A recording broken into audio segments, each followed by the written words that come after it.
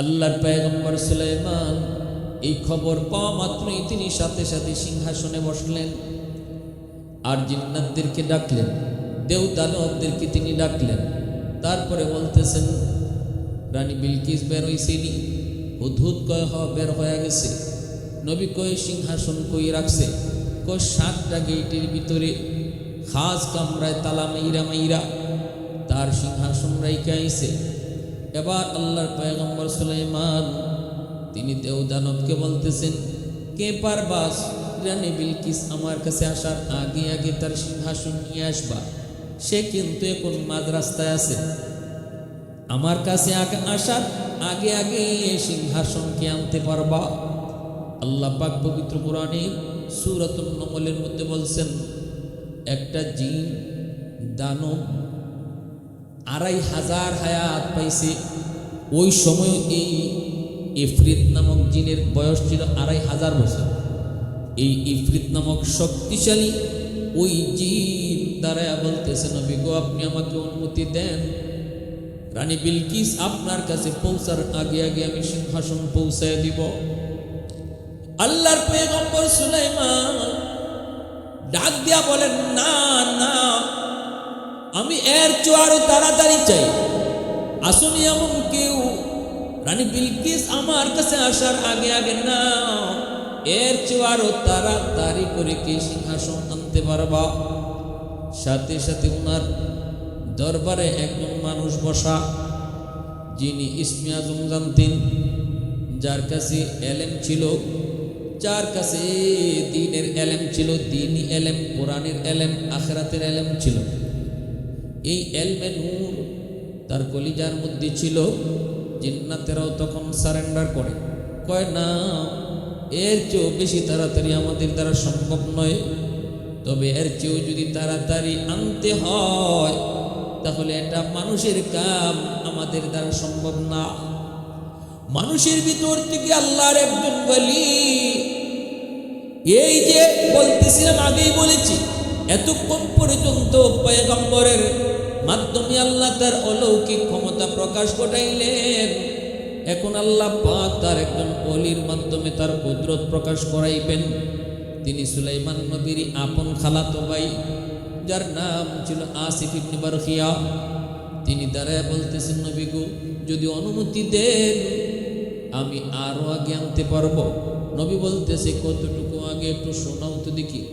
ক্বাবলা আন ইয়ারতাদ্দা তারফুক, আপনি চোখটা মুছবেন আর চোখ খুলবেন, সাথে সাথে দেখবেন সিংহাসন হাজির। সুবহানাল্লাহ সুবহানাল্লাহ। লিমানিল মুলকু তুগুই তু সাজাওয়ার খুদাই, তু খুদাওয়ান্দ ইয়ামিনি, তু খুদাওয়ান্দ ইয়াসারি, তু খুদাওয়ান্দ জমিনি, তু খুদাওয়ান্দ সামাই, তু রহিমি, তু করিমি, তু সামিঈ, তু বসিরি, তু মুইজ্জি, তু মুদিল্লি, তু মালিকিল আরশি বাজাই। বরি আজ খুরদন ও খুফতন, বরি আজ তোহমতে মরদন, বরি আজ বি উমিদি, বরি আজ রঞ্জ বালাই। আল্লাহর শক্তি আর কুদরত যখন নবীর মাধ্যমে প্রকাশ ঘটায় এর নাম হয় মুজিজা। আর ওলি আল্লাহর মাধ্যমে যখন আল্লাহ তার কুদরত প্রকাশ ঘটায় তখন এর নাম হয় কারামত। ওই আসিফ ইবনে বারখিয়া তিনি একজন মানুষ যার দিলের ভিতরে ইলমে নূর ছিল, আল্লাহর এলেম ছিল। উনি কইতেছে, আমি, আপনি চোখ খুলবেন আর চোখ মুছবেন, এর ভিতরে আমি আপনার সামনে সিংহাসন হাজির করব। তাহলে বোঝা গেল দেব দানবের চেয়েও মানুষের শক্তি বেশি, জিনের চেয়েও মানুষের শক্তি বেশি। কোন মানুষ যার সিনার মধ্যে কোরআনের নূর থাকবে, যার সিনার মধ্যে এলেমের নূর থাকবে, যার সিনার মধ্যে আখিরাতের জ্ঞান থাকবে, তারে দেব দানবেও ডরায়, তারে পশু পাখিও ডরায়, তারে তামাম মাখলুক ডরায়। কারণ তারাও মানে, তারাও এই কথা স্বীকার করে এলমে নূরের ক্ষমতা, এটাই ইসমে আজম, এটাই ইসমে আজম। ইমাম আবু হানিফা রহমতুল্লাহি আলাইহি, ওনার জমানার ঘটনা, বাচ্চারা খেলাধুলা করতেছে, একটা বল, উনি যেখানে নসিহত করতেছেন এখানে একটা বল ওনার সামনে এসে পড়ছে। সব বাচ্চারা ভয়ে যার যার মতো করে দৌড়ে চলে গেছে। হায় হায়, হুজুরের মজলিসের উপরে গিয়ে বলটা পড়ছে। এই বলটা কেউ আর আনার সাহস করে না। বাচ্চাগুলারে ইনি ডাক দিলেন, আসো এইদিকে আসো। বাচ্চারা আসছে, কাছে আসছে, কিন্তু ওনার দ্বারে যায় না। দ্বারে আইসা সবাই ভয়ে কাঁপতেছে, দাঁড়ায় রয়েছে। ইমাম আবু হানিফা রহমতুল্লাহ আলাইহি বলতেছেন, নাও বলটা নিয়ে যাও। একজনও আয় না। তোমার নাম কি? আমার নাম আব্দুল কাদির। নাও বলটা নিয়ে যাও। কয় না হুজুর, আমার ভয় করে। তোমার নাম কি? আব্দুর রহিম। বলটা নাও। কয় না হুজুর, আমার ভয় করে। এভাবে কেউ বলটাই নিতে চায় না। এরপরে একটা বাচ্চা পাশে দাঁড়ানো, তারে বলতেছেন, নাও তুমি বলটা নাও। হে দৌড় দিয়ে আইছে, আইয়ে বলটা হাতে নিছে। হাতে নিয়ে বলটা নিয়ে চলে যাচ্ছে। ইমাম আবু হানিফাকে, একটু দাঁড়াও। সবাই ওরা ভয় পাইল। তুমি যে ভয় পাইল না? হ্যাঁ, আমি আপনাকে কেন ভয় পাইব? আপনি কে?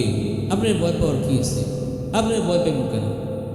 এমন তুচ্ছ তাচ্ছিল্য করে বিয়াদবের মতো কথা বলছে। ইমাম আবু হানিফা রহমতুল্লাহ আলাইহি বলতেছেন, বাবা একটু কাছে আয়। কাছে আইতি তার জামাটা উঠাইয়া বুকের দিকে একটু তাকাইছেন। তাকাই বলছেন, যাও, এবার চলে যাও, আমি যা বুঝার বুঝছি, যাও, তুমি যাও। এবার তার মজলিসে যে সমস্ত ছাত্ররা সাক্ষীদান ছিল, তারা বলতেছে, হজরত আপনি ওর বুকের পাশে কি দেখলেন আর এখন বলতেছেন চলে যাও? আমি যা দেওয়ার দেখার দেখছি, এটা তোমাদেরকে বলে লাভ নাই। না হুজুর, কি দেখছেন একটু কন না। হুজুর বলতে চান না, কিন্তু ওনার ছাত্ররা বারবার পিরাপিরি করে। উনি বলতেছে, আমি আমার এলেমের নূর দিয়ে তাকায় দেখছি যে সে জারর সন্তান, তার বাপের ঠিক নেই, তার বাপ নেই, এজন্যই সে বেয়াদবি করছে। আল্লাহর নবী এবং নবীর ওয়ারিস উলামায়ে কেরামের সাথে যারা বেয়াদবি করে, সত্যিকার অর্থেই তালাশ করে দেখা যাবে তার জন্মের সমস্যা আছে। ইমাম আবু হানিফা রহমতুল্লাহ আলাইহি বলছেন, তার জন্মের সমস্যা। তারা তো অবাক হয়ে গেছে, হুজুর এই বাচ্চাটার জন্মের সমস্যা কেমনি বুঝলেন? আমি তো বুঝছি, তোমরা যদি তোমাদের বিশ্বাস না হয় তাহলে তদন্ত করে দেখো। সাথে সাথে বাচ্চারে নিয়ে কয়েকজন চলে গেল। কোথায় তোমার বাড়ি? চলো তো যাই। গেছে গিয়া দেখে উঠানে একজন মুরব্বী মানুষ গিয়া বলতেছে, ভাই আপনি কি এই কি কয় রফিকের বাবা? তখন মুরব্বী কয়, না না, আমি এর বাবা হইব কেন? কত ওর বাবা কোথায়? রফিক কইতেছে। তখন ওই মুরব্বী মানুষটা কয়, এই বাচ্চা? আরে রফিকের এই বাচ্চার বাবা? বলে হ, বাচ্চার বাবা খুঁজতে। না, এর তো বাবা নাই, এর বাবা নাই, এ বাপসারে জন্ম নিয়েছে, এ জারজ, অবৈধ। কেমনে? ওর মা আমাদের বাসায় কাজকর্ম করত। হ্যাঁ, বিয়া শাদী হইল না, কিছু হইল না। কিছুদিন পরে দেখি আমরা তার পেটে বাচ্চা আইছে। আজও পর্যন্ত তার মা বলে নাই এই বাচ্চা কার। অতএব আমরা এলাকার সবাই জানে এই বাচ্চার বাপ নাই, সে জারজ, অবৈধ। ইমাম আবু হানিফা রহমতুল্লাহ আলাইহি এবার তার নজর বুঝেন কোথায় গেছে। বাস্তবে তারা খুঁজে পাইলেন যে তার জন্য সমস্যা। এটাই হলো এলেমের পাওয়া, এটাই হলো এলেমের পাওয়া, এটাই এলেমের পাওয়া। আল্লাহু আকবার। ওই আসিফ ইবনে বরখিয়া, সুলাইমান আলাইহিস সালামের আপন খালাতো ভাই, তিনি রাজদরবারে বসা। বলতেছে, নবী গো, আপনি অনুমতি যদি দেন তাহলে আমি আরো তাড়াতাড়ি চোখ মুছবেন আর খুলবেন, এর ভিতরে সিংহাসন নিয়ে আসবেন। আল্লাহর পয়গম্বর সুলাইমান বলেন, ঠিক আছে, তুমি তাই করো। রানী বিলকিস এদিকে তো আসতেছে, আর আসিফ ইবনে বরখিয়া কয়, আপনি চোখ মুছেন। ইনি চোখ মুছছে, এরপরে কয় খোলেন। খোলার পরেই নবী দেখেন তার সামনে রানী বিলকিসের সিংহাসন হাজির। আল্লাহর পয়গম্বর সুলাইমান তার সিংহাসনের পাশেই রানী বিলকিসের সিংহাসনটা রেখে দিলেন। আর জিন্নাতদেরকে বললেন, নাক্কিরুহা, একটু তোমরা চেঞ্জ করো, একটু নকশার মধ্যে পরিবর্তন ঘটাও। রানী বিলকিস যখন আসলো, নবী তার সামনে বসতে দিলেন। তারে ফুলের সুস্বাগতম জানানো হলো, সংবর্ধনাও দেওয়া হলো। পুরা দরবার তার জন্য আলোকসজ্জায় সজ্জিত করা হলো। সম্মান যা দেওয়ার পরিপূর্ণ সম্মান তারে দিয়েছেন। পাশেই তারে বসাইছেন। সুলাইমান নবীর পাশেই সিংহাসন রানী বিলকিসের। রানী বিলকিস এই সিংহাসনের দিকে তাকায় আর শুধু অবাক হয়। ঘটনা কি? আমার সিংহাসন এই জায়গায় কেমন করে আসলো?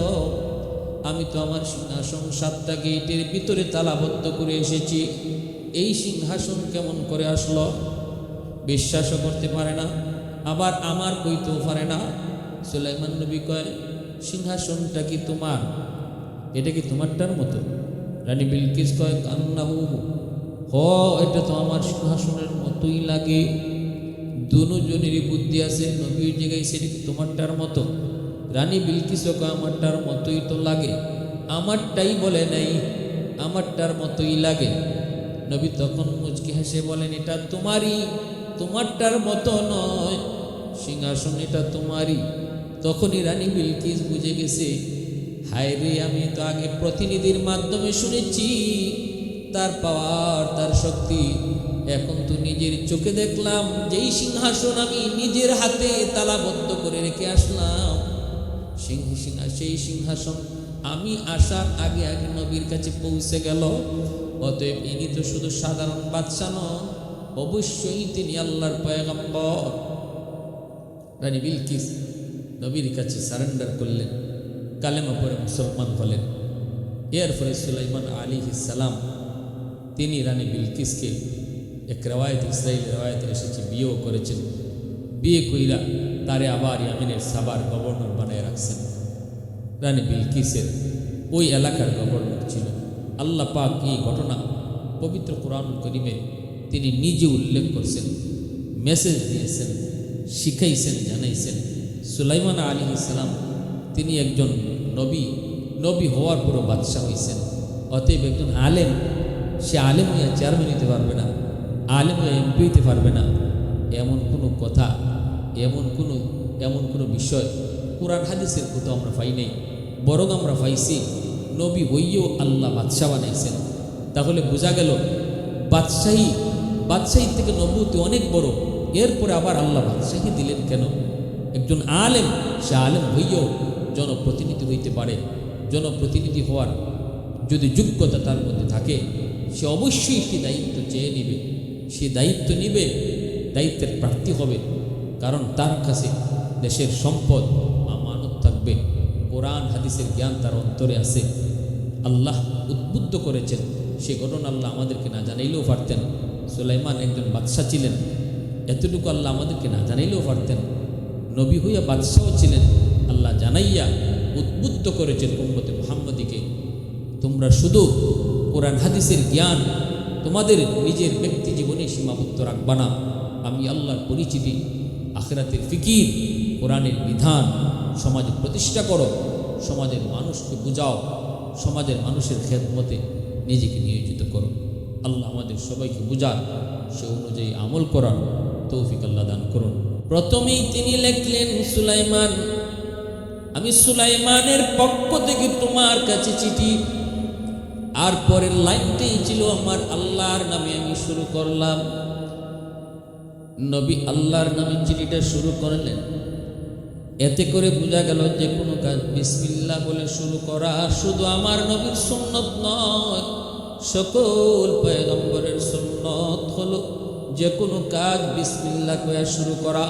বিসমিল্লাহ বলে যেই কাজ শুরু করা হয়, এই কাজের মধ্যে আল্লাহ বরকত দেয়।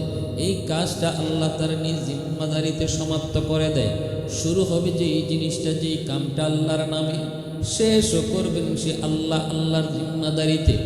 এজন্য বিসমিল্লাহ বইলা শুরু করা, এটা শুধু এই উম্মতের জন্য, শুধু নবীর সুন্নত নয়, গোটা সকল নবীর সুন্নত হলো বিসমিল্লাহ বলে শুরু করা। তিনি বিসমিল্লাহ বলে চিঠিটা শুরু করলেন, নিজের পরিচয়টাও আগে দিলেন। এরপরে আল্লাহর নামে তিনি চিঠি শুরু করলেন, পরিষ্কার ভাষায় লিখলেন, ও রানী বিলকিস, খুব দ্রুত তুমি কালেমা পড়ে মুসলমান হও, আমার কাছে তুমি সারেন্ডার করো, আত্মসমর্পণ করো। আর যদি আমার কাছে আত্মসমর্পণ না করো, তাহলে তৈরি হয়ে যাও, প্রস্তুত হয়ে যাও আমার সাথে যুদ্ধ করতে। আমি তোমার মোকাবেলা করার জন্য সৈন্য পাঠাবো। এই মর্মে তিনি চিঠি লিখা হুদহুদকেই বলতেছেন, হুদহুদ, খবর যখন তুই দিলি, চিঠিটাও তুই নিজে পৌঁছাবি। এবং এই চিঠি পাওয়ার পর রানী বিলকিসের প্রতিক্রিয়া কি হয়, রিয়াকশনটা কি হয়, সেটাও তুই আমাকে এসে জানাবি। রিয়াকশনটাও আমি দেব, তখন আমি বুঝবো তোর খবর সত্য নাকি মিথ্যা। হুদহুদ টুটে করে চিঠি নিয়ে রওনা দিল। রানী বিলকিসের খাস কামরার ভিতরে হুদহুদ চিঠি নিয়ে ঢুকে পড়ল। পাখি তো ঢুকার তার জন্য সহজ, চিঠি নিয়ে খাস কামরার ভিতরে ঢুকল। রানী বিলকিসের বুকের উপরে চিঠিটা রেখে আড়ালে একটা জায়গায় ওই হুদহুদ বসে সে রিয়াকশনটা দেখতে লাগলো। রানী বিলকিস তার বুকের উপরে চিঠি, এই চিঠি পড়ছে। চিঠি পাইয়া তো অবাক, খুলল, চিঠির ভাষায় সে বুঝতে পারল এই চিঠি জানতেন কোনো মানুষের পক্ষ থেকে নয়। এই চিঠি হলো দুনিয়ার বাদশাহ সুলাইমান পয়গম্বরের পক্ষ থেকে চিঠি, এবং চিঠির ভাষাটাও নরম নয়, চিঠির ভাষাটাও বড় গরম, চিঠির ভাষাটাও বড় গরম। সাথে সাথে চিঠি পড়তেছে আর রানী বিলকিসের শরীর কাঁপতেছে। কাঁপবেই তো, তিনি তো শুধুমাত্র বাদশাহ বলে হয়তো এত ভয় পেত না। রানী বিলকিস তো জানি ইনি শুধু বাদশাহ না, ইনি তো নবী দাবি করেন। শুধু তো তিনি নবী না, ইনার আব্বা দাউদ আলাইহিস সালাম তিনিও নবী। অতএব সুলাইমান নবীর আরেকটা পরিচয় হলো তিনি নবীর ঘরের নবী। এক হলো তিনি নবী, আরেকটা পরিচয় তিনি নবীর সন্তান, নবীর বেটা নবী। 3 নম্বর পরিচয় হলো তামাম দুনিয়ার বাদশাহ। 4 জন মানুষকে আল্লাহ তামাম দুনিয়ার বাদশাহী দান করেছিলেন। এর ভিতরে 2 জন হলো কাফের আর 2 জন হলো মুসলমান ইমানদার। যে 2 জন কাফের, একজন হলো নমরুদ, আরেকজন হলো বখতে নসর। আর যে 2 জন হলেন মুমিন, একজন হলেন সুলাইমান পয়গম্বর, আরেকজন হলেন জুলকারনাইন। এই 2 জন হলেন মুমিন যারা দুনিয়া শাসন করেছেন, আর 2 জন হলো কাফের। সুলাইমান নবী এত পাওয়ারফুল, শুধুমাত্র মানুষের নবী নন, দানবের নবী নন, পশু পাখি হায়ওয়ানাত যত প্রাণীকুল রয়েছে সব কিছুর নবী। এমনকি বাতাস পর্যন্ত ওনার কথা মতো চলত। আল্লাহ বাতাসকেও তার অনুগত করে দিয়েছিলেন। পয়গম্বর সুলাইমান কোথাও যেতে চাইলে বাতাস ওনাকে এক জায়গা থেকে আরেক জায়গায় পৌঁছায় দিত। ক্ষমতা কার? আল্লাহ। নবীদের মুআজিজা, ওলিদের কারামত, এগুলা তাদের ব্যক্তিগত কোনো শক্তি না, এই শক্তিটা দেন আল্লাহ। ঘটান নবীর মাধ্যমে, আল্লাহ তার শক্তি প্রকাশ করান ওলির মাধ্যমে। নবীর মাধ্যমে আল্লাহ যখন তার কুদরত প্রকাশ করান সেটা হয় মুআজিজা। ওলির মাধ্যমে আল্লাহ যখন তার কুদরত প্রকাশ করান তখন সেটা হয় মুআজিজা, তখন সেটা হয় কারামত। আমাদের সমাজে কিছু মানুষ ওলি আল্লাহদের কারামতকে বিশ্বাস করতে চায় না। তারা বলে এগুলো আজগুবি কথা, এগুলো গল্প গুজব, এগুলো গল্প গুজব। ওয়াজ নসিহত করলেও কয় হুজুর খালি গল্প করে, অথচ এই গল্প আর কি আল্লাহ নিজে বলতেছেন। পবিত্র কোরআনে সূরাতুন নমল পড়েন, আল্লাহ পাক নিজে এই কাহিনী শুনাইতেছেন। অবাক হয়ে যাবেন, তাই তো না? কেমনে সম্ভব? কেমনে সম্ভব? হুজুররা খালি আজগুবি কথা কয়। আরে কেমনে সম্ভব? আল্লাহর কাছে কেমনে সম্ভব বলতে কিছু নাই। আল্লাহ যদি চায় তাহলে সব অসম্ভবকে আল্লাহ সম্ভব বানায়। নবীর মাধ্যমে আল্লাহ যখন কোনো অসম্ভব কাজকে সম্ভব বানায় সেটা হয় মুআজিজা। আর ওলি আল্লাহদের মাধ্যমে আল্লাহ যখন কোনো অসম্ভব কাজকে সম্ভব বানায় সেটা হয় কারামত। কারামতুল আউলিয়ায়ে হাক্কুন, ওলি আল্লাহদের কারামত হক। নবীদের মুআজিজা যেমন হক, ওলি আল্লাহদের কারামত হক। এখানে একজন নবীর কথা আল্লাহ বলতেছেন। সূরাতুন নমলে আল্লাহ পাক আরেকজন ওলির কথাও বলবেন। একজন ওলির কারামতের ঘটনা এই সূরার মধ্যে আল্লাহ বলছেন। নবীর মুআজিজা, নবীর মাধ্যমে আল্লাহর কুদরত প্রকাশ করাইছেন এই কিচ্ছা, এই কাহিনীর ভিতরে। আবার এই কাহিনীর ভিতরে একজন ওলির মাধ্যমেও আল্লাহ তার কুদরত আর শক্তিকে প্রকাশ করাইছেন। এরপরও বলো যে ওলিদের কারামত মানি না। কোথায় বলছেন? একটু সামনের দিকে, একটু মনোযোগ দিয়ে শুনুন। চিঠি পাওয়ার পর রানী বিলকিস সাথে সাথে 3 বাহিনীকে ডাকলো। 3 বাহিনীর প্রধানকে ডাকলো, ডেকে ডেকে জরুরি মিটিংয়ে বসে গেল। এখনো রানী বিলকিসের শরীর কাঁপতেছে। সে পরিষ্কার ভাষায় তার সংসদে বলল, অনেক দামি একটা চিঠি আমার কাছে এসেছে সুলাইমান পয়গম্বরের কাছ থেকে, দুনিয়ার বাদশা যিনি, তার কাছ থেকে চিঠি এসেছে। এই চিঠির মধ্যে লেখা, কে দিয়ে গেল আমি জানি না, দেখি নাই, তবে যতদূর বুঝেছি চিঠিটা একটা পাখি দিছে, একটা পাখি দিছে। একজন নবী, একজন বাদশাহ কোনো মানুষ নামক পিয়নের মাধ্যমে চিঠি পাঠায় নাই, চিঠি পাঠাইছি পাখির মাধ্যমে। একটু বুঝতে পরামর্শ দিও, আগেই বলতেছি রানী বিলকিস একটু বুঝছো শুধু তার শক্তিটা। একটা পাখির মাধ্যমে সে চিঠি পাঠিয়েছে। সেই পাখিও আমার খাস কামরায় ঢুকছে। কিভাবে ঢুকলো, কোন দিক দিয়ে ঢুকলো আমি বুঝি নাই। আমি এখনো বেকুফ, আমি এখনো আশ্চর্য, আমি এখনো হতভম্ব যে কিভাবে ঢুকলো। সেই চিঠি আবার আমার বুকে রাখলো, রেখে চিঠি আবার পাখিটা অদৃশ্য হয়ে গেল। অতএব তোমরা পরামর্শ দাও কি করতে পারি। ইনি পরিষ্কার লিখছেন, হয় কালেমা পড়ে মুসলমান হও, নয় আমার সাথে যুদ্ধ করতে তৈয়ার হও। বলো তোমরা কি করবা। সাথে সাথে রাজ পরিষদের ভিতরে 3 বাহিনী দাঁড়ায় গেছে। ম্যাডাম ভয় পেন না, ভয় পাওয়ার কোনো কারণ নাই। আমরাও ক্ষমতার দিক দিয়ে কম না, আমরা সব ধরনের অস্ত্র, সব ধরনের শক্তি, সব ধরনের পাওয়ার আমাদের কাছে রয়েছে। আমরা কেন ভয় পাবো? কেন ভয় পাবো? ভয় পাওয়ার কারণ নাই। আপনি আদেশ করেন, আমরা যুদ্ধ করতে তৈয়ার। রানী বিলকিস কয়, একটু হুশে হুশে কথা কও, হুশে হুশে কথা কও, নবীরে ধরবায় পড়ে। আগে কো সুলাইমান যে পাখিরি দিয়ে চিঠি পাঠাইছে, ওই পাখিটারে ধরতে পারবাইনি? পাখিটারে ধরতে পারবা কিনা একটু কও। এরপরে সুলাইমান নবীর সাথে তোমরা পাল্লা দিবা। লাফায়ও না, বাহাদুরি দেখাও না।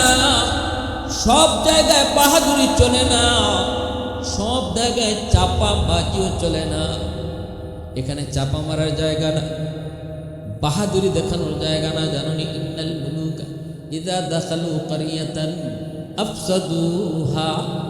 রানী বিলকিস কই, পাওয়ারফুল পরাক্রমশালী কোনো বাদশাহ যদি কোনো গোত্রে ঢুকে, কোনো দেশ জয় করে, তাহলে এই দেশে ঢুকেই ফসাদ সৃষ্টি করে, দেশে ঢুকেই রক্তপাত ঘটায়, খুন খারাপি করে, মানুষ হত্যা করে।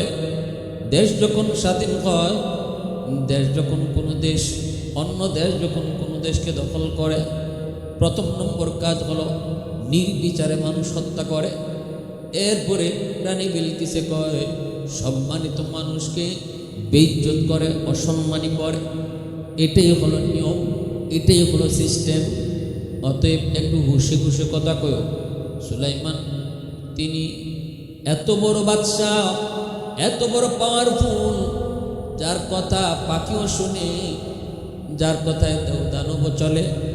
অতএব তার সাথে পাল্লা দেওয়ার আগে একটু হুশ করে কথা কও, একটু বিবেক খাটে কথা কও। চুপচাপ হয়ে গেল দরবার। এইবার রানী বিলকিস কয়, তাহলে শোনো, তোমরা তো নীরব হয়ে গেছো, আর কোনো কথা নেই, এবার আমার কথাটা শোনো। আমি একটা পরামর্শ দেই, আমাদের আগে বোঝা দরকার, ইনি কি শুধু দুনিয়াদার কোন বাদশাহ, নাকি তিনি আল্লাহর পয়গম্বর? তিনি যদি সত্যি আল্লাহর পয়গম্বর হয়ে থাকেন, আবার বাদশাহ হন, তাহলে বাহাদুরি দেখায় লাভ নাই, লাফায়া লাভ নাই, চাপাবাজি করা লাভ নাই, সোজা তার কাছে সারেন্ডার হওয়া লাগবে। কারণ শুধু বাদশার সাথে লড়াই করা যায়, হয়তো জিততেও পারে, হারতেও পারে, কিন্তু যে বাদশাহ যদি আল্লাহর নবী হয়, তাহলে নিশ্চিত লেখে নাও আমাদের পরাজয়, নবীর বিজয়। কারণ তখন নবীর সাথে আল্লাহর কুদরতি হাত সাথে থাকে।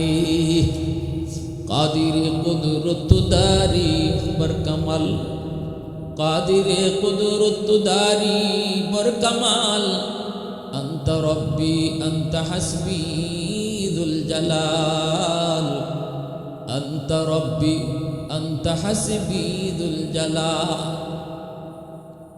আল্লাহ রাব্বুল আলামিন ক্ষমতার মালিক, আল্লাহ যারে চায় তারে ক্ষমতায় বসায়।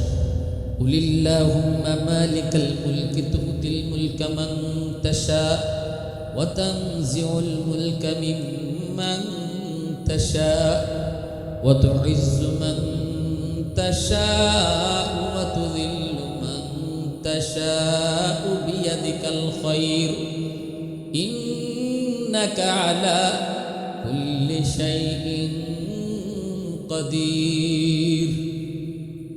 আল্লাহ কারো কাছ থেকে ক্ষমতা ছিনায় নেয়, কাউকে আল্লাহ ক্ষমতা দেয়, কাউকে আল্লাহ ইজ্জত দেয়, কাউকে আল্লাহ বেইজ্জত করে। সকল ক্ষমতার মালিক কে? আল্লাহ।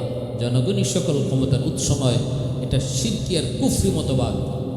এই কথা যে মন থেকে কইব এর ঈমান থাকবে না। সকল ক্ষমতার উৎস একমাত্র কে? আল্লাহ। গণতন্ত্র করেন, গণতন্ত্র মানেন, গণতন্ত্র মতো চলেন, কিন্তু গণতন্ত্রে এমন কিছু থিওরি, এই থিওরিগুলো যদি আপনি বিশ্বাস করেন তাহলে ঈমান থাকবে না। জনগণই সকল ক্ষমতার উৎস, গণতন্ত্রের এই স্লোগান যদি কোনো মুসলমান অন্তর থেকে বিশ্বাস করে তাহলে তার ঈমান থাকবে না, মুহূর্তের ভিতরে সে বেঈমান হয়ে যাবে। আল্লাহ কয় সকল ক্ষমতার মালিক আমি, আর তুমি কও সকল ক্ষমতার মালিক জনগণ। রানী বিলকিস কয় তাহলে এবার পরীক্ষা শুরু হোক। যদি উনি সাধারণ দুনিয়ার একজন বাদশা হয়ে থাকেন, নবী না হন, তাহলে আমরা একটু চিন্তা করব যুদ্ধ করার, মোকাবেলা করার। আর যদি তিনি পয়গম্বর হন তাহলে অসম্ভব, পয়গম্বরের সাথে যুদ্ধ করে কোনো লাভ হবে না। এবার রাত সবাই কয় ঠিক আছে যাবো না, আপনি যা মনে করেন। কি করা যায়? ইনি কয় এটা বোঝার জন্য তারে কিছু ঘুষ দিন। কেমনে? কয়ে কিছু স্মরণের ইট নিয়ে যাও, তোমরা তোমাদের সৈনিকের পোশাক খুলে ফেলো।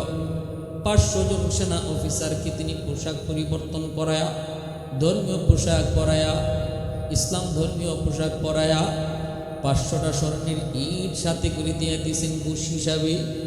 এক একটা ইট 2.5 কেজি ওজনের, এক একটা ইট স্বর্ণের ইট। যেখানে 100 টাক স্বর্ণ, 100 টাক স্বর্ণে 1 বড়ি হয়। 1 বড়ি স্বর্ণের দাম বর্তমানে 1,67,000।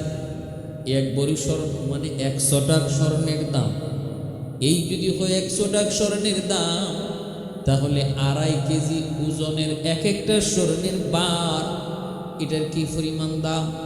তাও এটা একটা না দুইটা, ওই 500টা এমন স্বর্ণের ইট পয়গম্বর সুলাইমানের কাছে রওনা দাও। এরাও রওনা দিয়ে দিল। এদিকে হুদহুদ চলে আসলো আগেই। আল্লাহর পয়গম্বর কয় হুদহুদ একটু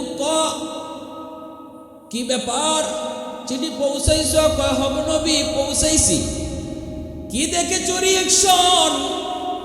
কয় নবী গো দেখেছি। রিয়াকশন হলো সাথে সাথে মন্ত্রী পরিষদ নিয়ে বৈঠকে বসলো। 3 বাহিনীর প্রধানকে নিয়েও রানী বৈঠকে বসলো। সিদ্ধান্ত হয়েছে এরা আপনার কাছে ঘুষ নিয়ে আসতেছে। রানী ঘুষ পাঠাইছে। কি ঘুষ পাঠাইছে? কয় 500টা স্বর্ণের ইট। প্রমাণ চায়, প্রমাণ। আপনি কি শুধু দুনিয়াদার বাদশা নাকি আপনি আল্লাহর পয়গম্বর?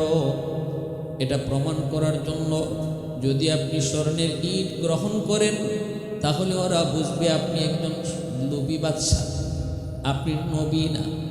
আর যদি স্বর্ণের ইট গ্রহণ না করেন তাহলে ওরা বুঝবে আপনি শুধু বাদশা না, আপনি আল্লাহর পয়গম্বর। রানী বিলকিস কয় নে, আর একটা পাথর দিয়ে দিলাম। এই পাথরটার ভিতরে একটা চিকন সরু একটা রাস্তা আছে। এই চিকন সরু রাস্তাটাও আবার আঁকা বাঁকা। এই পাথরটা সুলাইমান নবীর কাছে দিবা আর বলবা এই চিকন পাথরের ভিতরে যে চিকন সরু একটা রাস্তা, এই রাস্তাটা দিয়ে যেন সে সুতা ঢুকাইয়া দেয়। এটা নিয়ে 500 জন সেনা অফিসার আনা দিছে। রানী বিলকিসের নিয়ত হইল, বোঝার উদ্দেশ্য হইল যে এই যে চিকন রাস্তা পাথরের ভিতরে, যে রাস্তাটা শুধু ডাইরেক্ট না আবার আঁকা বাঁকা, এটা কোনো মানুষের পক্ষে সম্ভব নয়। এর ভিতর দিয়ে সুদা প্রবেশ করানো। যদি তিনি নবী হন তাহলে আল্লাহ চাইলে সম্ভব, মানুষের পক্ষে সম্ভব নয়। এ কারণে সে বলছে নাও সুদা ঢুকে এনো। 500টা স্বর্ণের ইট, এক একটা ইট 2.5 কেজি ওজনের, নিয়ে 500 জন সেনা অফিসার রওনা দিল। আমার ভাইরা, বন্ধুরা, যুবক, এই খবর যেই মাত্র সুলাইমান পয়গম্বরের কাছে হুদহুদ পাখি জানায়া দেয়, সাথে সাথে পয়গম্বর দেওদানবকে আদেশ করলেন, তোমরা আমার রাজদরবার থেকে কয়েক কিলোমিটার রাস্তা স্বর্ণের রাস্তা বানাইয়া স্বর্ণের কার্পেটিং করে দাও। প্রতিটা ইট যেন হয় স্বর্ণের, কার্পেটিং হয় যেন স্বর্ণের। 1-2 কিলোমিটার না, অনেক কিলোমিটার রাস্তা। মেইন রোড থেকে আমার দরবার পর্যন্ত আসতে 9 কিলোমিটার আছে। এই রাস্তাটা স্বর্ণের কার্পেটিং করে দাও। আবার দুনো পাশে গরু ছাগল বেঁধে রাখো, ওরা যেন পেশাব পায়খানা করে। এরা ঢুকতেই যেন বুঝে এই স্বর্ণের প্রতি আমার কোনো লোভ নাই। আর যে 500টা স্বর্ণের ইট নিয়ে আসছে, 500টা স্বর্ণের ইট, 500টা স্বর্ণের ইট রাখা পরিমাণ জায়গা তোমরা খালি রেখে দিও। এটার একটা হিকমত আছে। 500 ইট রাখার জায়গাটা খালি রাখবা, রাস্তা করবা ঠিকই, কিন্তু এতটুকু জায়গা খালি রাখবা।